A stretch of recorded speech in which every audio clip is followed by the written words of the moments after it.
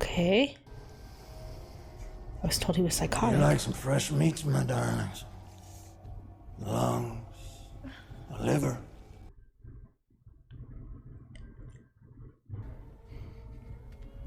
I'm disturbed by your baldness.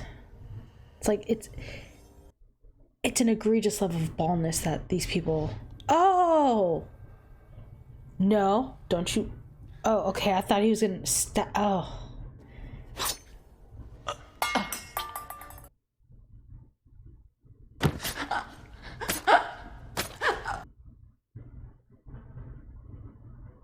I am disgusted. Come. Oh, wait. He's still alive? I thought they killed him. Ain't that Yao Yo? Oh, shit. Holy shit. Why are y'all so white and bald? God damn. It's like an egregious level of paleness and baldness. Pick one. Don't be both.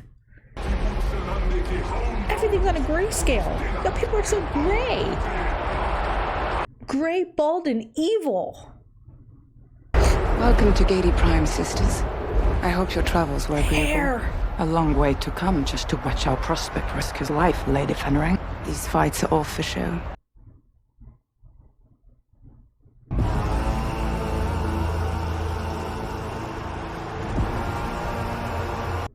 So bald.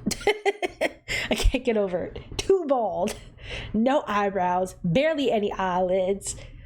Bald. Oh, what is this? Is it like fireworks, but paint? Everything's so real. Oh my god, what are y'all? What are y'all? Y'all look like dubbies. Maybe they're not. Is that their ears? Do they have like LV ears? That slave isn't drugged. That bug is walking straight. Oh, he's definitely a badass. Who cares if they're not drugged? Look at him. He's bald with no eyelids or eyelashes. That is a Terminator. Oh my god, he screams creepy. Oh, what the hell was that? Oh my god.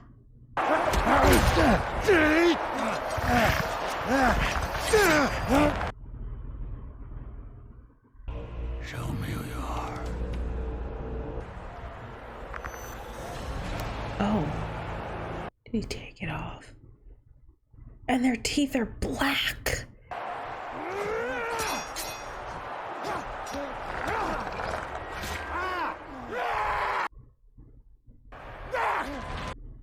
Oh, no. You lost the fight. You lost. They interfered. They interfered. It ain't a clean fight no more, bitch. Bald, so hairless, so white, so smooth. Bald and badass. Badass and bald. Oh, can't get over how bald they are. Oh, who are you? If you're an assassin, you're pretty obvious. You're following me. Am I? Kinda.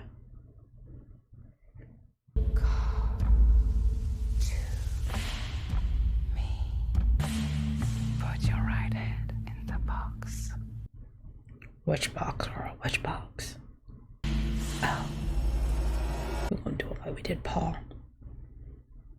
A sociopath of high intelligence. He can be controlled.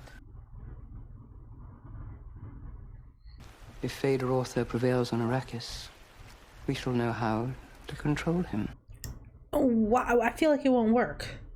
Y'all always think you can control the crazies until the crazies slip out of your control, and then you realize, oh, fuck, we put a monster in power and we can't control him. Oh. They're gonna empower the crazy.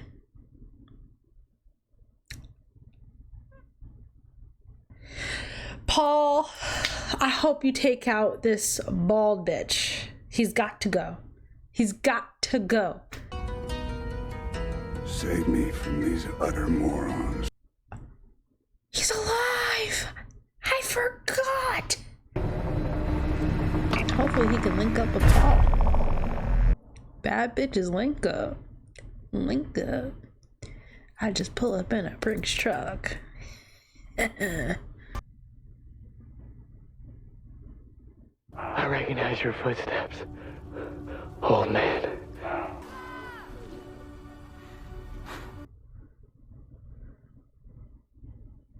You young pup. You young pup. He survived. Oh. Ah. Oh. How many men with you? 200. 200. Shh. Do you realize what you were able to achieve with 200 men? Duncan said there were millions of them. In the deep south. Yes. Well, what are you waiting for? With thousands of these guys, you could take control of the entire planet. Muad'Dib, the prophet. Why is that a bad thing? Use it. It's not that simple. You have the power to avenge your father, and you're afraid to use it? If I go south, all my visions lead to horror. Billions of corpses scattered across the galaxy. Because you lose control. Because I gain it. Oh, that's terrifying. That's a lot of water. Chani, What? The enemy's hopeless. he's family. Really?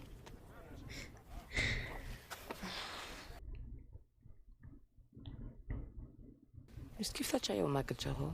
من نازي هو فشلين. Natsayagi Usla.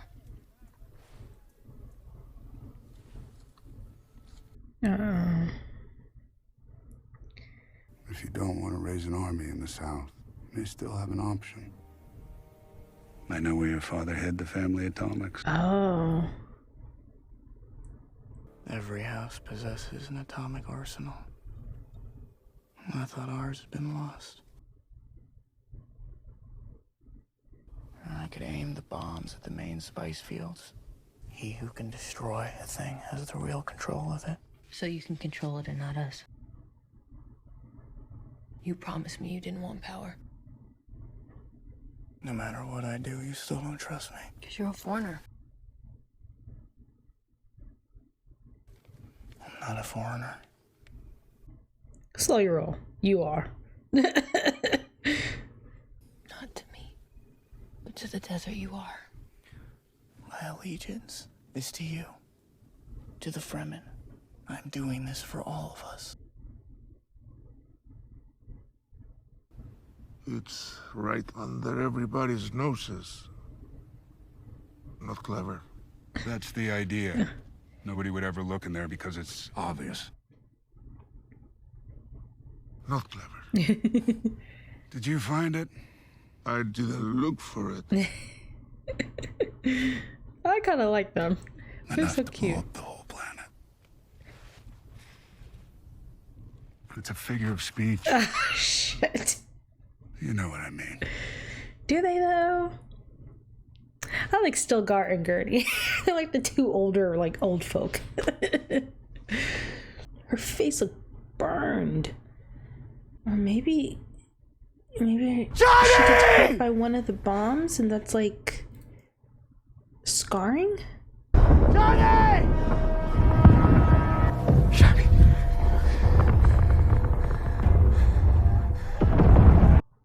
What the fuck is going on? She stabbed.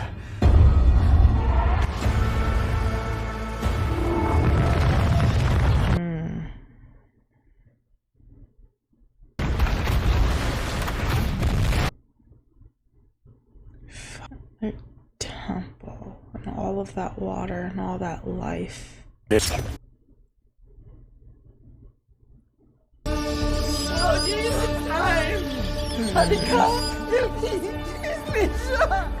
didn't even engage on the ground, like honorable fighters. ونارا حجار ميك ركبكب دي كالنقط. ودين تهيري هورما. ما تجيب. تماكشي.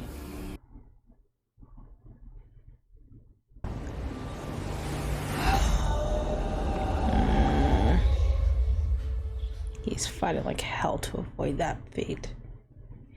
Only leaders are allowed to speak. You must take my place. No. I can't do that. It is a good time to cross blades with me. I'd rather cut off my own hand. We need you. We need the Lisangal Gaib to lead our people. You know what I think of all that, Stonegard? I don't care what you believe. I believe. Fuck. I feel for Paul right now. I didn't see it coming. The Harkonnens aren't done here. We're setting thumpers. I'll stay behind and cover your retreat. What are you talking about? Chani, I can't go with you. You know why? I'll stay too. Nobody stays but me. Paul. That's an order! Gurney Halleck, go south! His freaky ass mother's over there. He's trying to run from her ass. He's afraid of the fundamentalists. Essentially. And his mama. Are those the voices he warned about the jinn and the don't you let them possess you? Talk to me, John. Oh, okay. Wait. To unlock your mind, you need to drink the water of life. And you will see everything. So he has to go south. The good hunter always climbs the highest dune before his hunt. You need to see.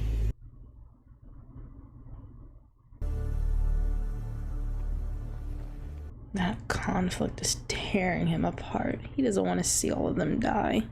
Or lead them into that and be responsible for it. I get it. Shit. The world has made choices for us. If I go south, I might lose you. You will never lose me. Not as long as you stay who you are. Not as long as you stay as you are. It'll process things with you. That feels for sure. Go south. Like he's not. Bring your people to safety. Feels like he might change along the way. And then I will do what must be done. Drink the water of life.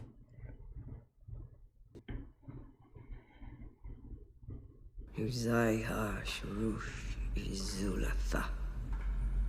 Uzaiha Shihashiyash.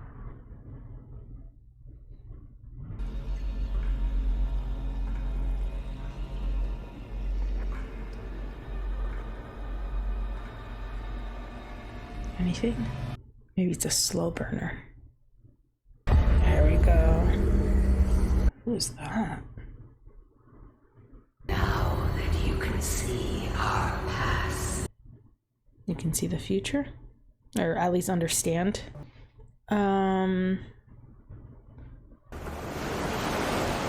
Is this real? My brother. My dearest brother. You'll now learn the truth about our family. Bitch. And it will hurt you to the core. Anya Taylor-Joyce's sister. Don't worry. I'm with you. I love you.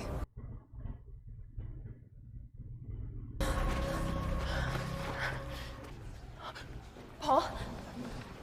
Paul? I'm here. I'm here.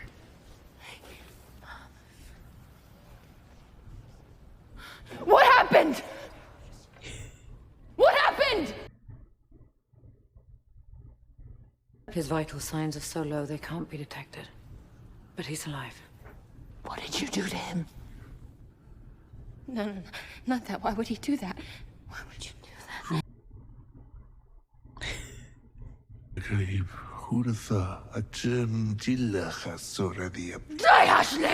Chani, his body is fighting the poison and he needs your help. You do it. You did this to your own son! You do it! Fix it yourself. Why would you do this? Wait. Oh.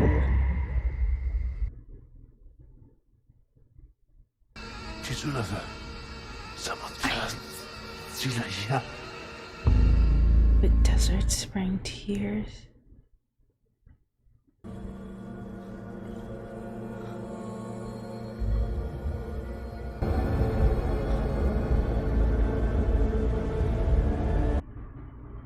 hate that she was controlled like that.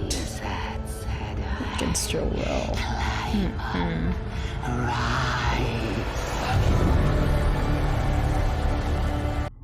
Oh, he ain't the same, is he? Tells me something's changed. Are you okay? Yes. Is he the same person? Are you sure? Has he changed? Thanks to you.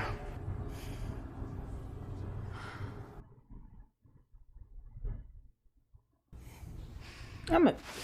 Oh. Deserved.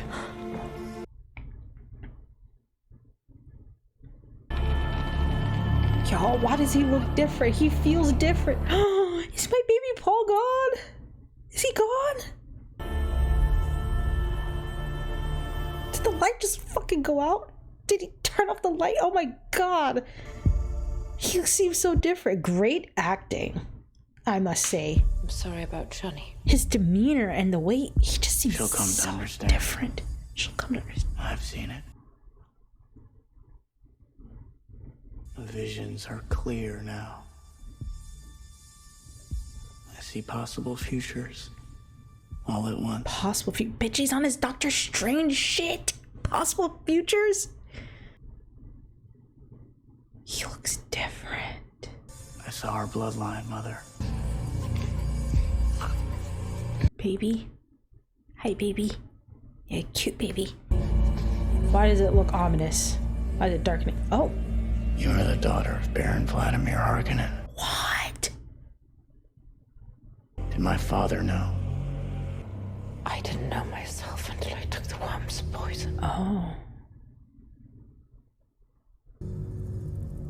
Do we believe that? So this is how I will survive. Plot twist. By being Harkonnens. He's so different now. Take it back, sweet Jesus. Take it back. Oh, fuck. He drank the goddamn juice. He drank the Kool-Aid. Ah, shit. Now he's gonna walk his mama's path. Oh, no. Do I believe her on not knowing who her daddy is? Do I believe that? Oh my god, what an image. Look at him. Like a little badass. A little badass. Look at him. He seems more sure too. Holy fuck, that's a lot of people.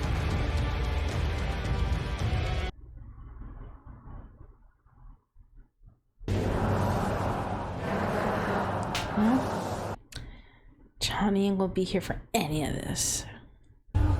Maddie, only tribe leaders can speak. If you wish to share your voice, you must take his place by defeating him. You think I'm stupid enough to deprive myself of the best of us? It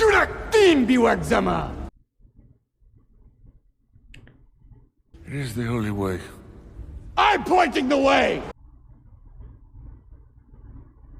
Kalikakari! Hurai!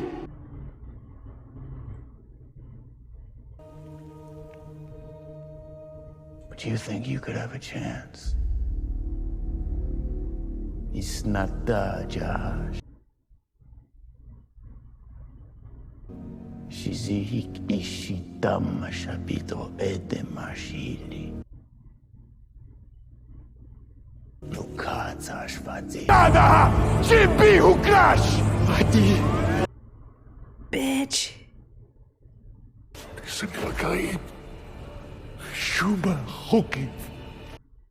I'm afraid. No one man should have all this power. I can hear a Kanye West song in my head. Shit. I am Paul Atreides, Duke of Arrakis! Nelisan al-Gai! To paradise. Oh shit, the white man's gonna lead us to paradise. Oh god, we gotta be careful of this one. Oh, here it goes. Oh, here the fuck shit go. Oh, I knew it was coming. Oh no, this could go so wrong. Lisa, don't go leave. I'll follow you though. Oh shit, Chani's gonna fuck your shit up. Shit. I'll follow you, Paul. I'll do it. Even though I know it's gonna probably lead to shit. I feel like he'll accomplish all of the goals he'll set out to do, but he'll have to be killed somewhere along the way. A Daenerys Targaryen of sorts. You know, only the show, not the books. Paul Atreides is still alive. Did you counsel my father to exterminate the Atreides? Of course I did. Oh, shit. The Kwisatz Haderach is a form of power that our world has not yet seen. For 90 generations, we have supervised House Atreides. They were promising, but they were becoming dangerously defiant. Shit. But it's backfired. Paul is alive. And if he defeats Feyd-Rautha, my father... Your father will lose the throne no matter who prevails. When the storm hits this ridge, Gurney will open the way for you, Stilgar. Chani, I want you and your Fedaykin to then attack from the east, inside the basin. Madame Rishia Santa. Can him and Chani talk? I want to get a feel for where he stands with her. Because this newfound him.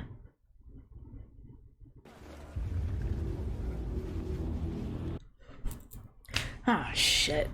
So are they just disconnected now? All of it means nothing now?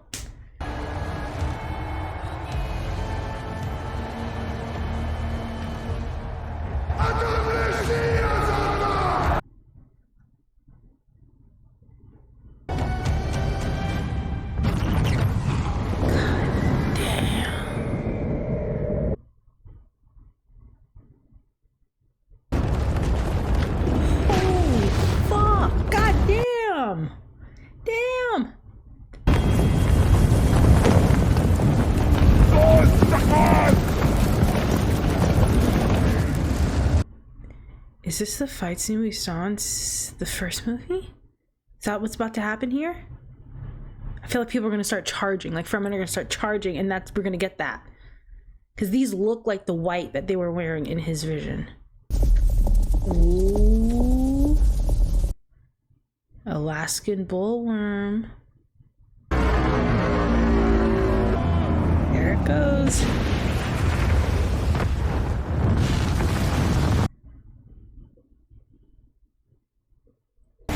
Oh, yes, this is it! Yes, I knew it! Oh,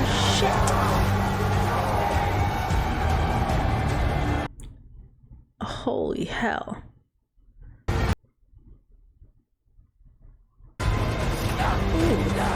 Ooh.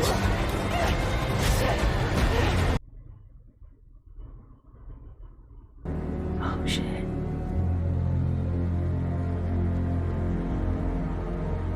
Like, why you look at me like that? I'd be so creeped out. Oh, straight to him. Shit.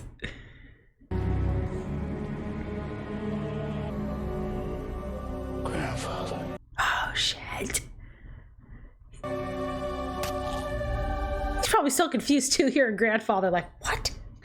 Grandfather? Man's low-key orgasming back there. Look at him. Look at him. He's turned on. You will not be missed, Baron. No. You will not be missed. What did? Bine povedal hostjo. Pista sartakra. Katantona jarešme.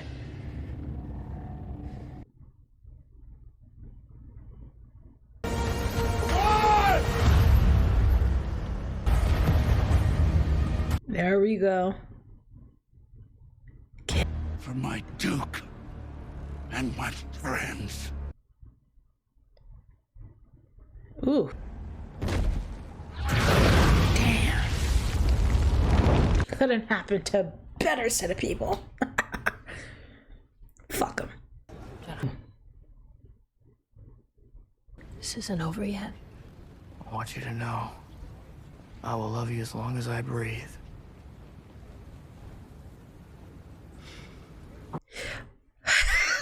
That was so tense. Oh shit, I'm afraid for...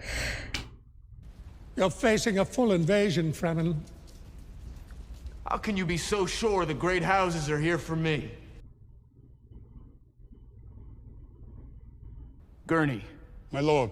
Send a warning to all ships. If the great houses attack, our atomics will obliterate all spice fields.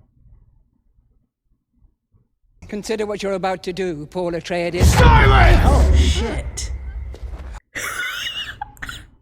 Abomination. You know, I kind of like that he did that to her. It's fucking Bene Gesserit. Pissed me off. A servant of the Imperium. You will bow at my feet. Your feet! You'll be lucky to keep your head. I'll take the hand of your daughter. Oh. She will remain safe. And we will rule together over the Empire. Oh. That's why he said what he said.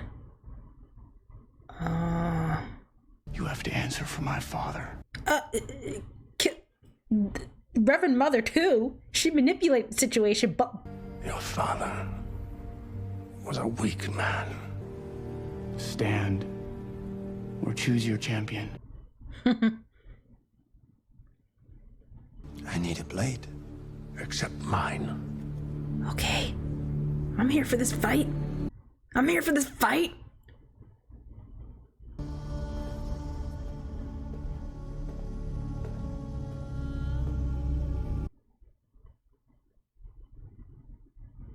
I'm happy to finally meet you. Cousin. Cousin. Is that right? Unfortunately. You wouldn't be the first relative I've killed. Yeah, I would imagine after killing your mother, anything comes easier. May thy knife chip and shatter. Damn.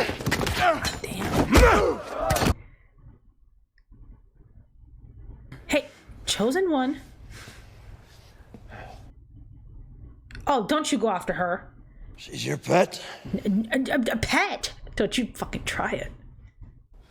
Oh, what you look? Oh God, no! None of that. None of that, right? Don't you bring that fuckery my way. Any special attention for the pet?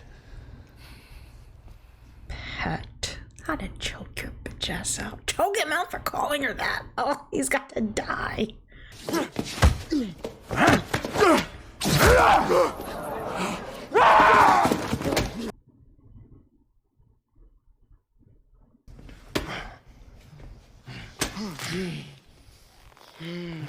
good, you got this. You got this. Come on. Are you not the chosen one? You don't flipping it. Paul! Oh. Okay, I was about to fucking say. I'm like, what the hell is this movie doing right now? I really thought they... You fought well, Atreides.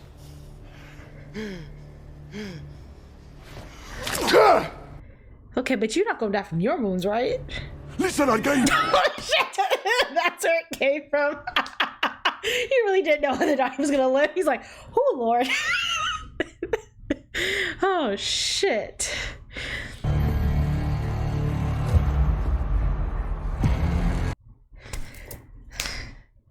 What can I say? That's what he gets for being bald and smooth.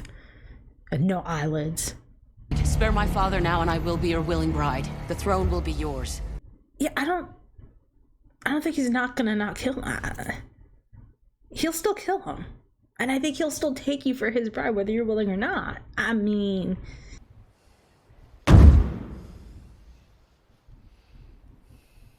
Oh. Will he not kill him? Oh. Huh, I really thought he would have killed him.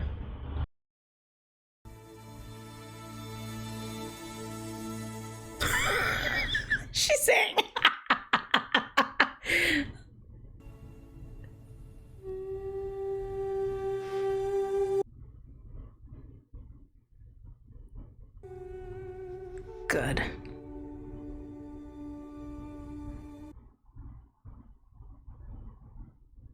great houses have answered.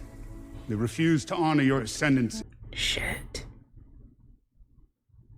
Lead them to paradise.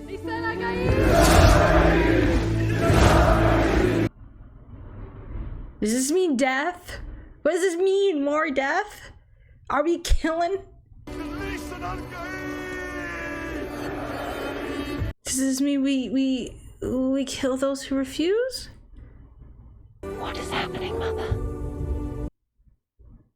Your brother attacks the great houses. The holy war begins. Oh, you fucking... Good for her for walking away from this shit. This ain't it for her. Yeah, call your woman right off. I'm with you, girl. Smartest one here. Come on, girl. I swear to God, she dies. She fucking dies. She fucking dies, but she's like the sanest one here. Is it done? Oh, it is. Damn. Oh, Dune's so fucking good. Oh, shit. Holy shit, y'all, this shit is good. Oh my God, but I don't even know where to begin. I'm gonna have to take a day. I will be back in it. I can't do a post right now. I have to sit with this movie. I gotta sit with it. I gotta sit. I'm gonna sit with it before and then do a post. Oh, I want to rewatch it again and then do it. I'm gonna do that. I'm gonna watch it again before I do a recap. Thank y'all for watching. So I was supposed to take a day between the reaction and the post, but my dog got bit by a snake, and here we are. She's good, and I'm here. And let's get this post started now. So between when I did the reaction and now, I've watched the first Dune maybe 3 or 4 times. Dune Part 2, I can't count. If it's not playing on my computer, it's playing on my phone. If it ain't playing on my phone, it's playing in the kitchen. If it's not playing in the kitchen, it's playing in the living room. The movie has been... I can repeat lines. That's how much I've seen it. I'm obsessed with this movie, and I was completely blown away by Timothee Chalamet. I have every intention of watching every one of his movies now. I'm enthralled by his performance of Paul Atreides, especially those like last 30 to 40 minutes. Like, holy shit, he blew me away. I'm definitely watching all of his movies. And shout out to Rebecca Ferguson. She was another standout for me. Like, holy hell, she played this like sinister mother, religious zealot. There was something predatory to her, even in like the way she said she was gonna like go after the more vulnerable ones, the one who fear them, and like convert them into Paul worshippers. Like, it's her performance, her eyes, I mean, just unbelievable. They really, mother and son, they took it home for me. I mean, everyone was great in this movie, don't get me wrong, but those two for me, Timothee Chalamet and Rebecca Ferguson, were like, come here, I'm grabbing you by the neck. Where do I start this like post, this like little recap thought? I guess I should just get in with Paul. I really love his character, the tragedy that surrounds him, the fact that he never really had a choice in this, but at the same time he kind of did have a choice towards the end. Like, he made his choice. And it's interesting because Jessica does tell Chani that he didn't have a choice, but I mean, he did choose. And I like that in that moment where Chani comes in to like I guess the temple, and she sees him lying there, and she like lashes out at Jessica, but then she kind of has this moment like, no, you did this, like, why would you do this? And it's an interesting thing to explore. Why did Paul finally decide to drink the water of life? And I know Jamis, which is I am very curious about Jamis and what he represents to Paul, and what his presence in this movie is, because I distinctly remember Stilgar telling him to beware of the jinns and the spirits and how they talk to you. We've heard so many voices. Some I think are like the voices and the spirits of like the because Paul hadn't drank yet. He was hearing those really ancient voices prior to drinking the water of life, he's been hearing them. So, I mean, is it like the desert spirits that have been talking to him? Because I really am curious about Jamis and what he is. Like, is he just the relationship he has with him? Is he looking into different timelines, different futures that he could have had? Not even different futures, but a different past he could have lived, where he was friends with Jamis? Or is it like the spirit of Jamis, the jinn? Is that what's talking to him and leading him in this different direction? But I distinctly remember Jamis telling him that, you know, before they hunt, they go to the highest dune so they can see as much as they possibly can. And I think that really switches Paul from, I don't want to say prey, because he was definitely whooping asses, like everybody was fearing the Muad'Dib at this point, but he really solidifies himself as this predator. And the transformation, Timothee Chalamet he just nailed it. His carriage, his voice, there's this haunted look in his eye, like the entirety of his being shifts. And Timothee Chalamet nailed it. He just seems so different after drinking the water of life. He does seem like he is someone like, well, no, there is a moment where he does give me Paul feels, like the Paul we've had for like the first hour and a half of the movie. It was when he was telling Gurney, Stilgar, and Chani where they're gonna go, like when the Emperor arrives and how they're gonna come at the Sardaukar. Like, he was giving their orders, and I think in that scene he feels the most like Paul like the Paul that we've known, like his little smile when Chani's mad. Like, I don't know, there was just something so reminiscent to Paul there. So he does change, but I still see just a lot of scratches of the Paul that we got prior to him drinking the water of life. Now, just the water of life drinking, it wasn't just Paul that kind of went through that transformation. I think Lady Jessica definitely changed as well.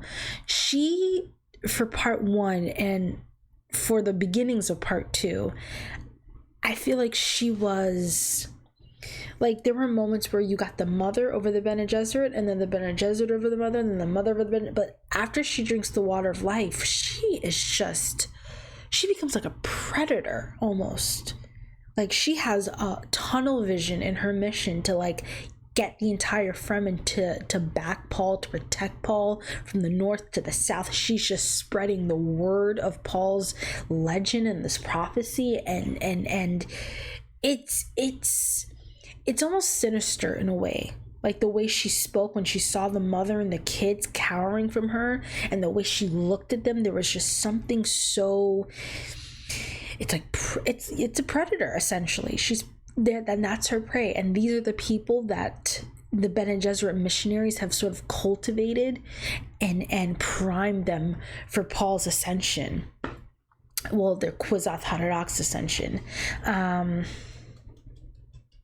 Speaking of the Kwisatz Haderach and Jessica's choice of having a son over a daughter, I'm very curious as to what it was.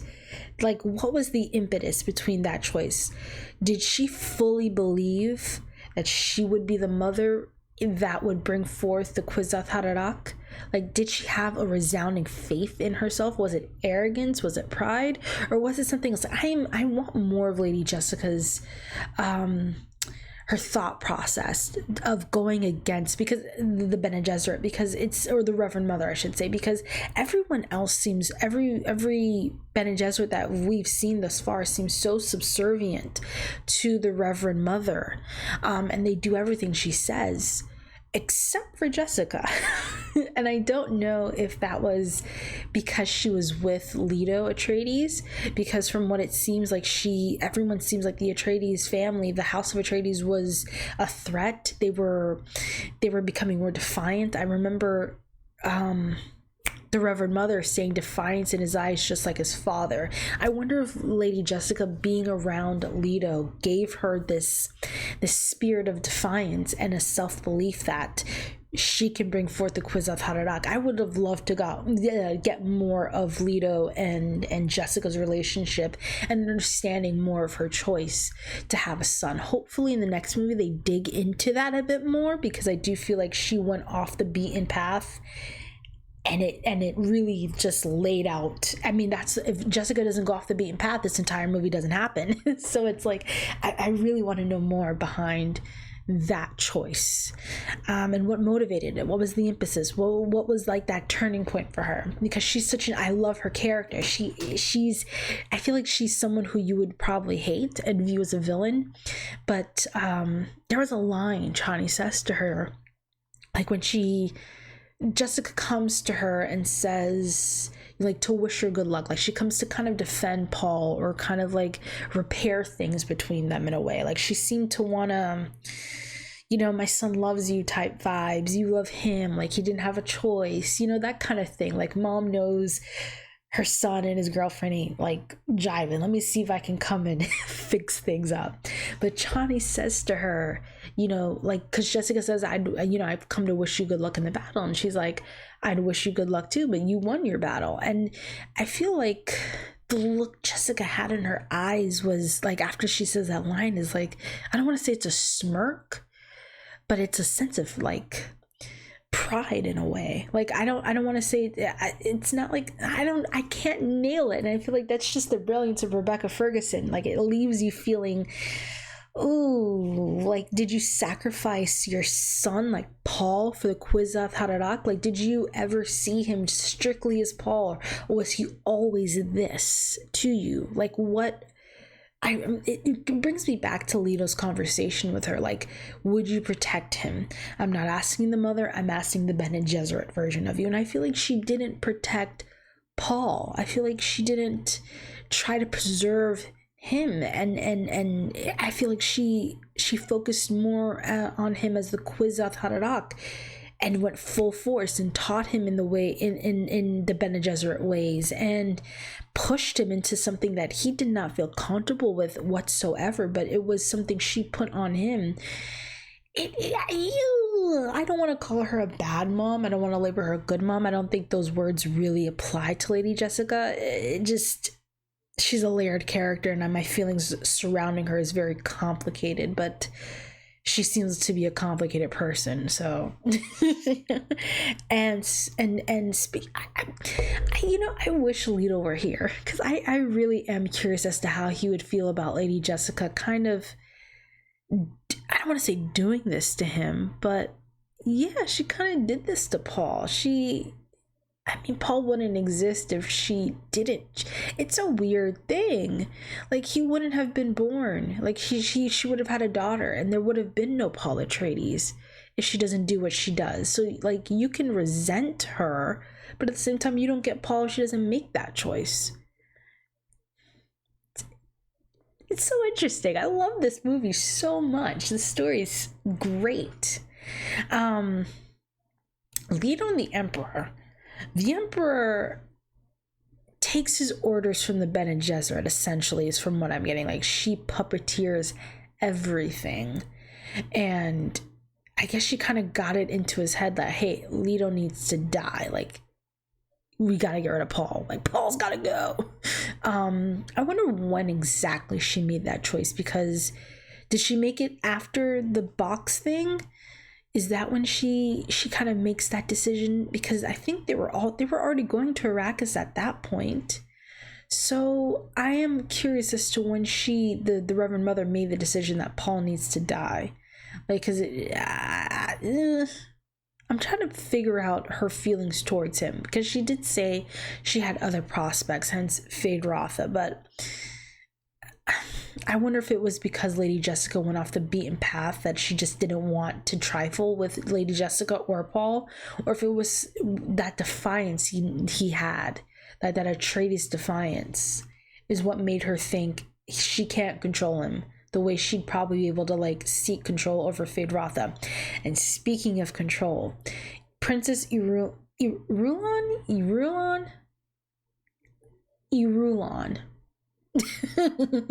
Anyways, yes, she marries Paul. Well, is engaged, right? This would be an engagement. That was their engagement, essentially. That entire fight was the engagement. Got it.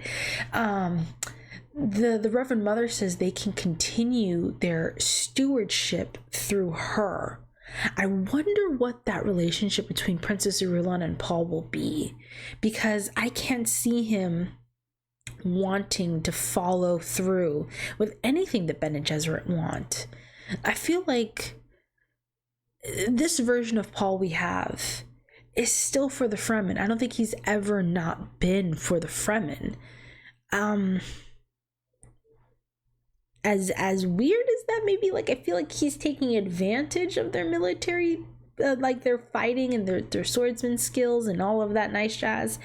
There's a bit of an exploitation there. But at the same time, he does want to bring See, that's the beauty of these characters, because like you know what they're doing is wrong, but you can still see the justifications, because Fate is now bombing the shit out of them. It's like they're no longer looking to make a treaty or coexist with the Fremen. They're looking to kill them all, like wipe them out. There is nowhere to go anymore in terms of hiding. Yes, you can go south, but for how much longer? How much longer will the southern storms protect them? And then we see Stilgar get hurt.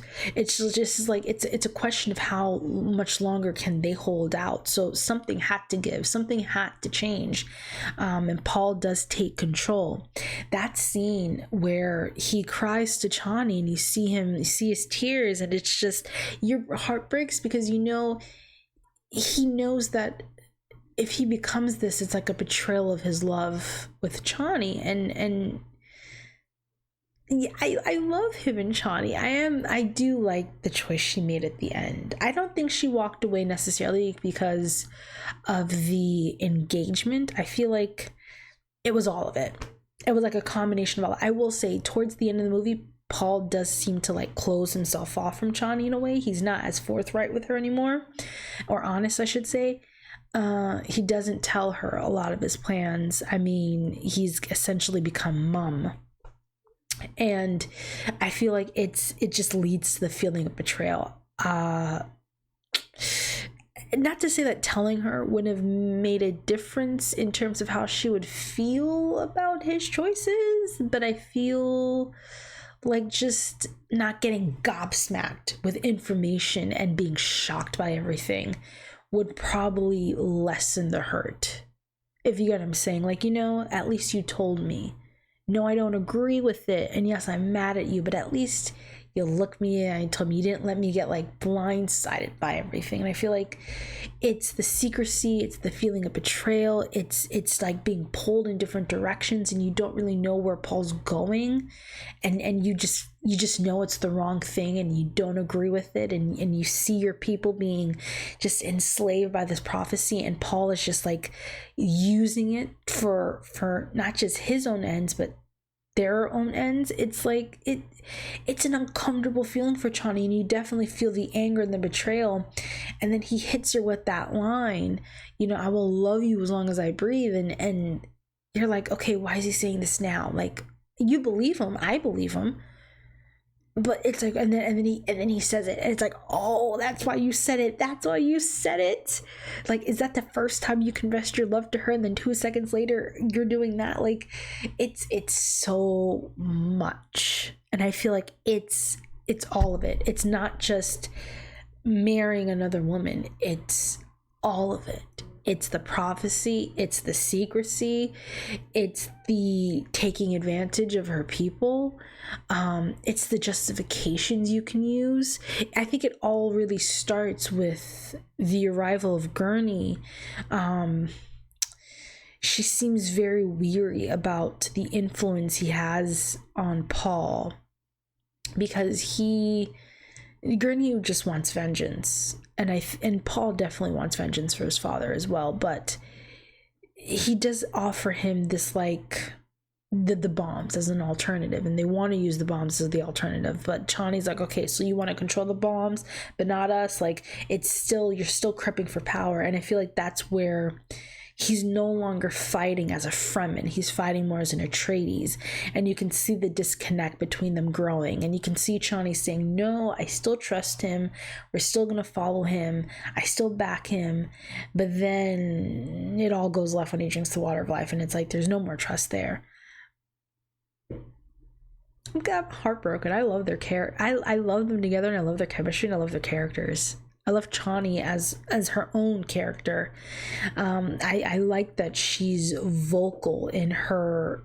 She's not like she's keeping her feelings or her thoughts about the Bene Gesserit to herself. She's vocalizing and trying to point out that, you know, like when Jessica drinks the water of life and she's like, her people wrote this, and Paul's like, she's not wrong. Like, you know, advanced Bene Gesserit can, like, you know, transmutate poison. So I don't know all the things he said, but it's like, yeah, Chani's not necessarily, she's not wrong, and she's not just silent about it. She vocalizes her fears.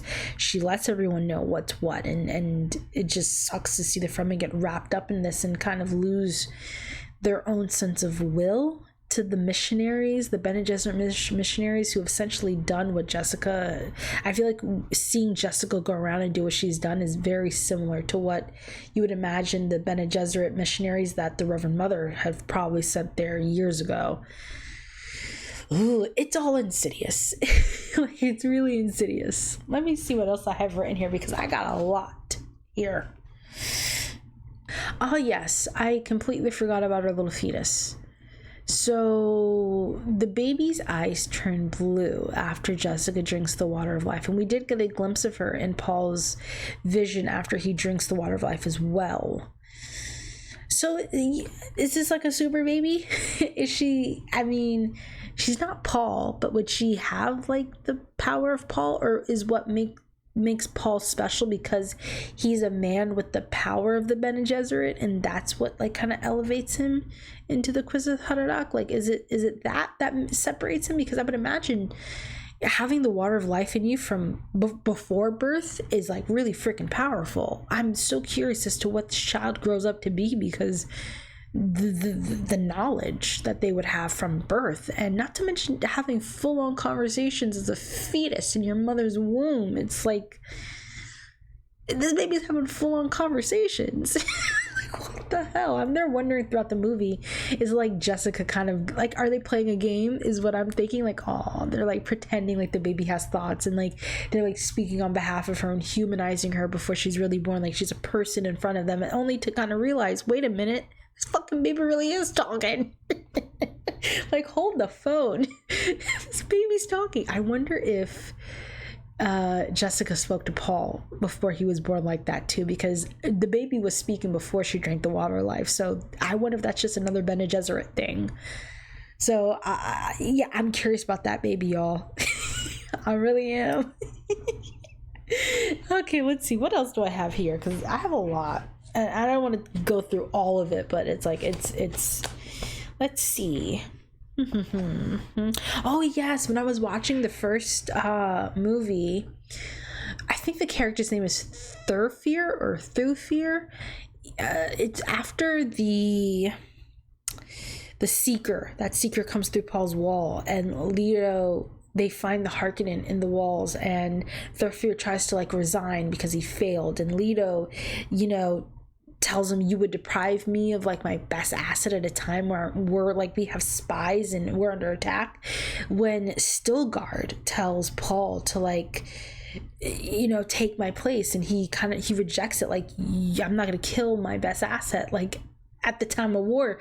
I got, and it's interesting that parallel happens right as he puts the ducal signet like back on, and kind of, you know, and I love that scene too, where he kind of he owns it. He's going around and he's strutting around and he's owning the Lisan al Gaib. He's convincing them. There's no turning back at this point.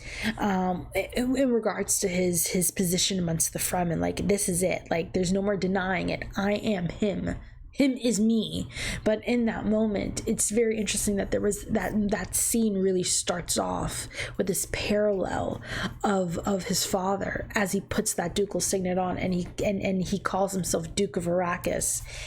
And just, once he puts that on, I definitely get the feel that he's back on vengeance for his father. Not that he ever stopped, but he's not taking the slow path. He's not taking the long way around. He's going the most direct way to handling the people responsible for his father's death.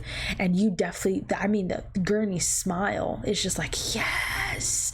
And Chani is just in that crowd dying on the inside, and I don't blame her. It was probably horrifying to see the Fremen bow like that, and doubly horrifying to see Paul become this. It's just betrayal, pain, hurt, helplessness to stop it.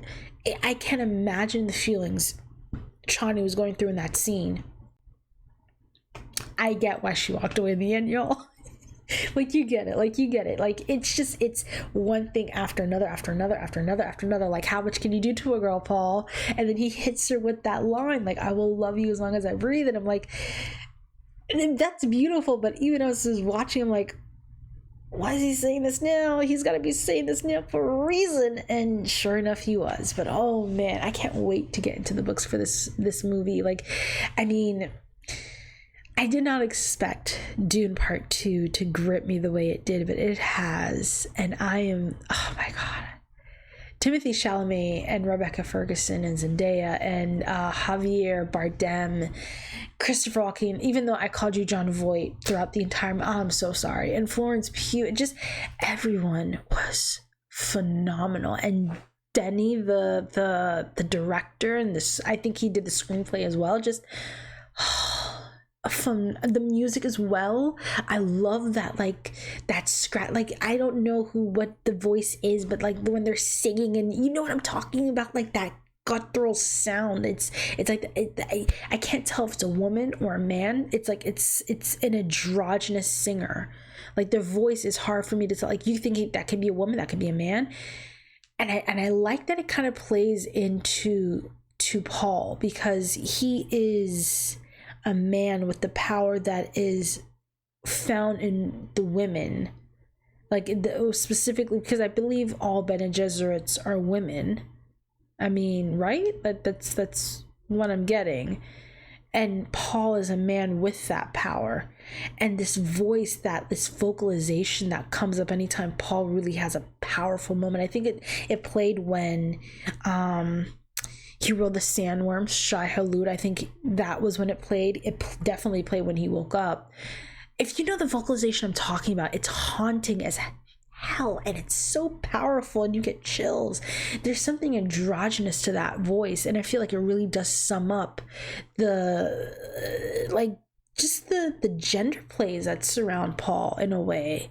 The fact that he's a man with the power that mostly women hold, and that has created this new being, the ultimate power is what the Reverend Mother refers to it as.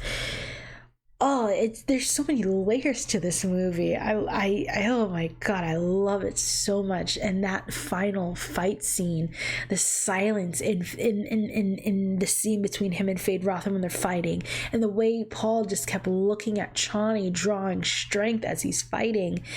And that moment when Feyd-Rautha I guess Paul kind of let it slip. He looks to Chani and he's like, oh, I guess he didn't expect to fall on his ass in that moment, and he looks to her because she's right there in his eye line, and inadvertently puts a target on her back. And that moment he gets up and he's seething, he's pissed off at just calling her his pet, and sort of dehumanizing her in that moment. And he just kept looking at her throughout that entire fight, and you never lose sense that he loves her. Even though he has all of this power now, even though he's assumed this role of Lisan al-Gaib, and oh my God, how can I forget? He did tell his mother that she'll come to understand. So that's a very interesting thing. We did see a vision of, I think it was in part 1, of her with him. And these visions are so shoddy. Some things happen, some things don't. So I'm not sure. But he did say if he goes south, many people will starve, And we did see that image of Chani's face burned. I don't know whether he becomes the Lisa Nagaib. Well, not becomes, but he drinks the water of life to prevent that happening, like Chani getting hurt. Or if that's something that will happen, like that's part of it. Like, because he says, I might lose you if I go south. I wonder if that's in response to her getting hurt with the burn marks or this. But he says that before. No, okay, maybe the timeline is like, it's so tricky. Like, even Paul's not sure, because prior to drinking the water of life, he's afraid of losing her. But after he drinks the water of life, I feel like there's a confidence he has in terms of his relationship with her. Like, I feel like she's broken up with him, but he's not broken up with her. He's like, I've already seen the future. We're good. Like, is that just me? Like, he doesn't seem like he did seem sad when she walked away, yes, but I feel like there's this. I am interested on how they end up, like, because where's she? I would imagine she's probably going back.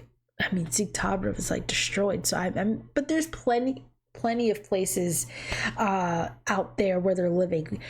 I would imagine she goes back there, but what brings her back to, because I think he's living in Arakeen now, is where Paul would probably be living, right? Or maybe he goes back into the desert to live. I'm not sure, but he does. Like, is it just me, or like after he drinks the water of life, like when she slaps him, and just, oh, I want to talk about that scene too. I love that scene, but like he slaps her, well, she slaps him, and he just looks at her, and I just feel like there's this level of confidence he now has with Chani that they'll be okay. Like, I don't know how to say it. Like, he doesn't, because he said she'll come to understand. Well, you know, maybe her coming to understand does not equate to them being together. Maybe I'm going about this a bit wrong. Because he does, like, she says, I'm sorry about Chani. He's like, she'll understand. And I wonder what makes her understand. Because she says to him, you won't lose me as long as you stay who you are. I do think Paul is still Paul. He just has sight now. Like, he has the sight.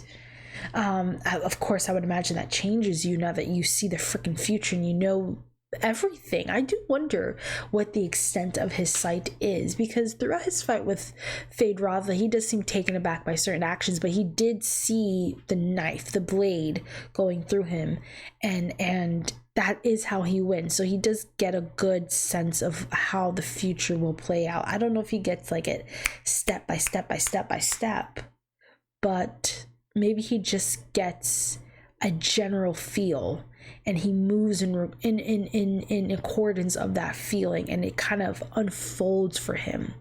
I don't know whether he gets the full experience of every future he looks through and searches through, and he sees, and he chooses not to go down that future, but he still retains those experiences. He still he still retains those feelings, and I can't imagine that doesn't change you. Like, how can you experience all of that and it doesn't change you? So, because Chani does say, as long as you stay who you are, but how can you experience everything you experience and stay who you are, stay Paul? And I feel like Chani, it wasn't just towards the end, especially in that scene where he like gives his like big speech, like fear the moment, and he starts like reading into everyone and like owning him, like he's owning his place in the Fremen.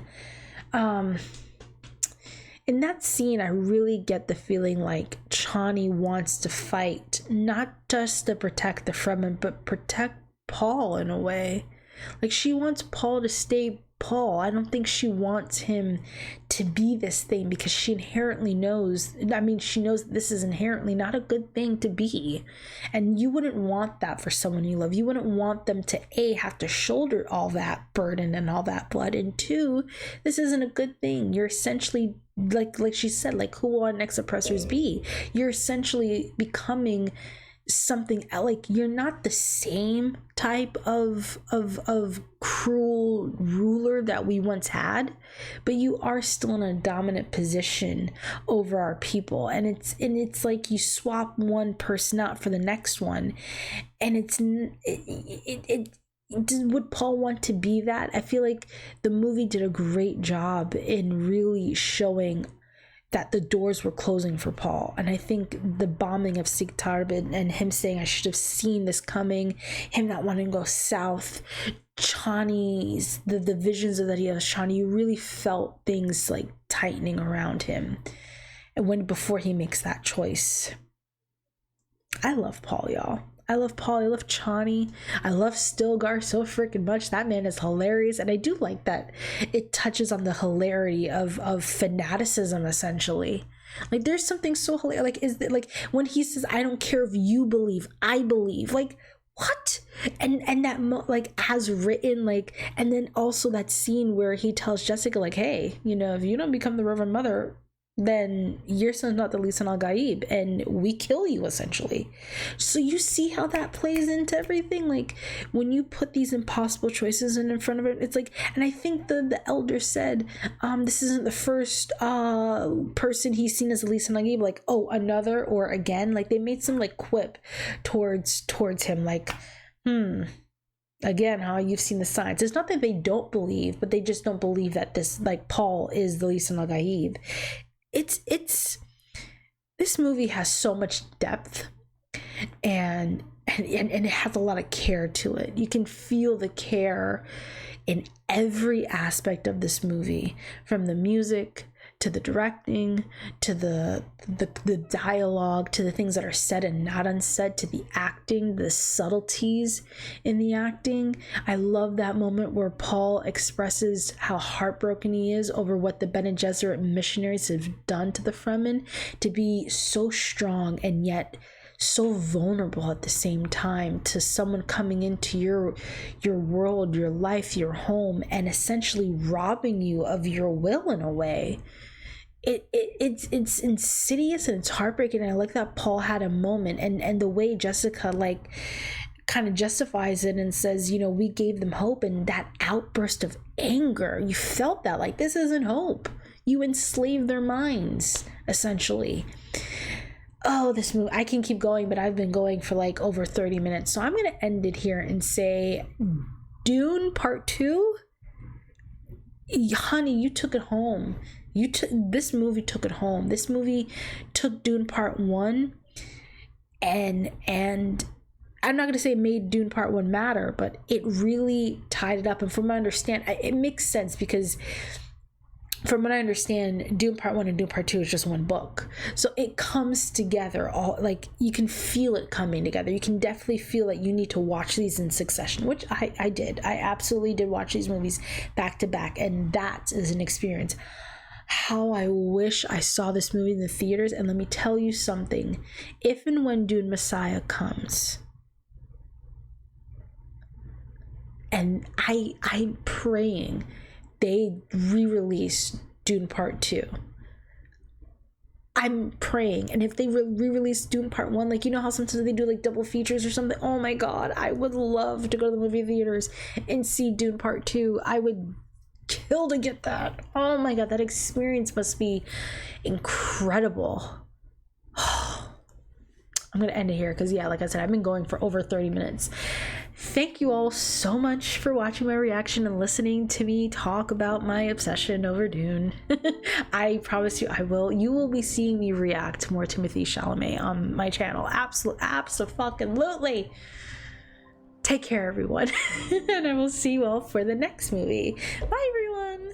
And a special Midgie, Tani, See-Through Battle Monsters, Tyler, Juan, Beto, Freddie, Marcella, Gabrielle, Alicia, Carmdal, Sushi Senpai, Cozy Kerba, Gazelle, Maddie, Victoria, Queen Lydia, Dexter, Chairshire Cat, Bad Weird Person, Shirley, Salty, Cami, Klaus, Cersei, Kacha, Nino, Donovan, Nicole, Sayla, Nathan, Casey, Liam, Pierre, Glitchy Glam, Autumn, Soapy, Morgan, Jordan, Zach, Nandy, Jess, Alexander, Reen, Max, Ricky, Jake, Amario, Jamie, Jesse, Mate, Jalil, Melissa, Teddy, Sebastian, Ann Van, Crystal, Soul, Jacob, Rosa, Aslan, Jordan, Cool Gal, Nan, Bobo, Lucas, Maria, Alex, Mads, Vivisha, Karen, Bree, Jackie, Sammy, Alexander, Erica, Julieverse, Jill, JD, Jacob T, Sarah, Melissa, Christine, Oog, James, Valerie, Julia, Oliver, Sam, Michael, Mr. Nobody, Jamie, Harper, Caitlin, Velasca, Ethan, Miko, Emma, Sam, Jay, Arfinway, Melanie, Brenda, Nate, Becky, Courtney, Mel, Ted, Axel, Diego, Santina Moore, The Winter Times, Janny, Zach, Dominic, Wendy, Ash, Valario, Zachary, David, Kage, Half Main, Darren, Jean, Nathaniel, Karen, Christian, Rob, Danny Girl, Marcus, Omar, Randy, Kueller, Dwayne, Logan, Sarah, Alex, Seb, Samuel, David, Jaden, Viliana, Joshua, Lima, Stan, Barbara, Laramia, Oliver, Billy, Sasha, Ignorance, Spiros, Reno, Academy, BTS, America, Heidi, Jasmine, Codpier, Mel, Madeline, David, Power, Matthew, Haley, Lisa, Chelsea, Estrella, Moa, Axel, Latuntre, Cade, Goose, Eric, Nina, Rafiki, Ryan, X, Toby, Andrew, Demetrius, Tiffers, Alita, Genevieve, Rip, Maurice, Nathan, Dismitri, Aldebaran, Tor, Clementina, Nick, HBK, Itaco, CD, Eric, The Dingo, Lick King, Koala Banana, Chat Mocha, Louie,